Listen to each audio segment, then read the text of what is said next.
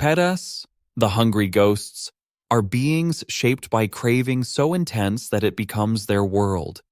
Their existence is defined by hunger and thirst that never cease. Their bodies appear emaciated, their stomachs like broken pots. When they attempt to eat or drink, the food turns to soot, the water to burning ash. Their throats are narrow. Swallowing is impossible. They wander near places where desire was strongest in life. Kitchens, marketplaces, houses of hoarders. The Buddha taught that rebirth follows kamma. The repeated pattern of greed, miserliness, and attachment carves neural grooves of craving that persist after death.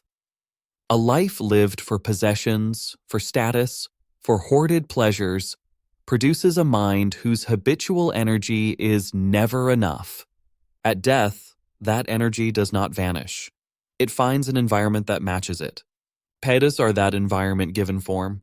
Causes leading to peta rebirth appear in daily life.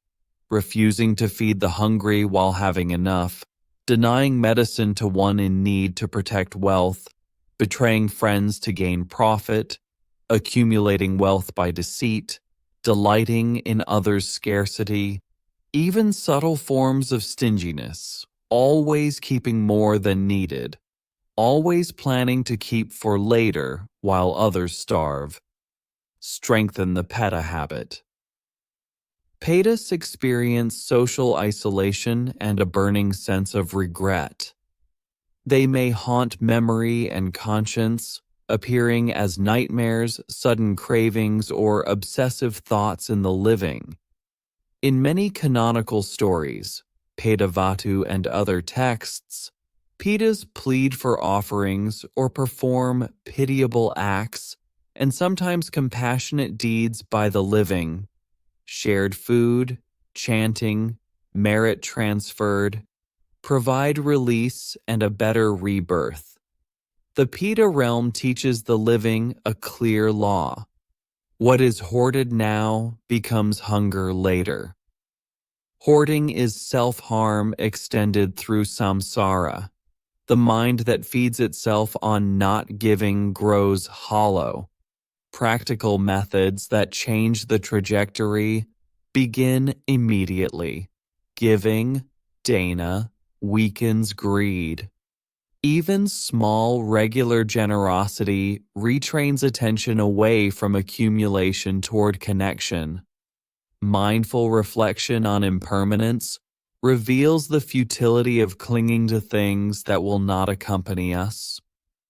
Loving kindness, mettā, practices open the heart and counteract envy, and grasping ethical conduct, sīla, prevents the creation of new, heavy kamma.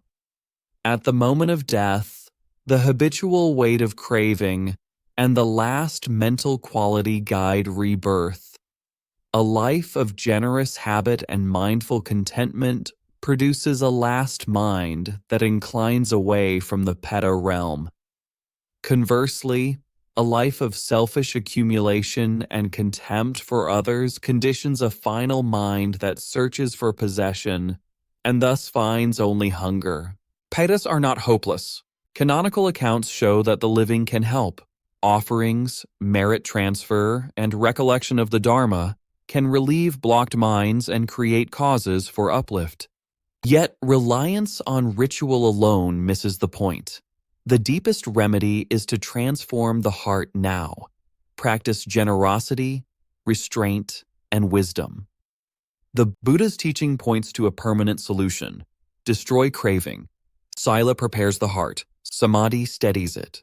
Paññā sees through the illusion that having more will bring lasting peace. When craving is cut, no hungry ghost realm can arise again for that mind. See how this applies today. Notice compulsive buying, the safe deposit of goods no one uses, the fear of losing wealth that erases kindness. Break the pattern with regular, simple giving. Feed the hungry, donate time, practice sharing in the family. These small acts weaken the peta habit and begin the slow ascent out of hollow hunger.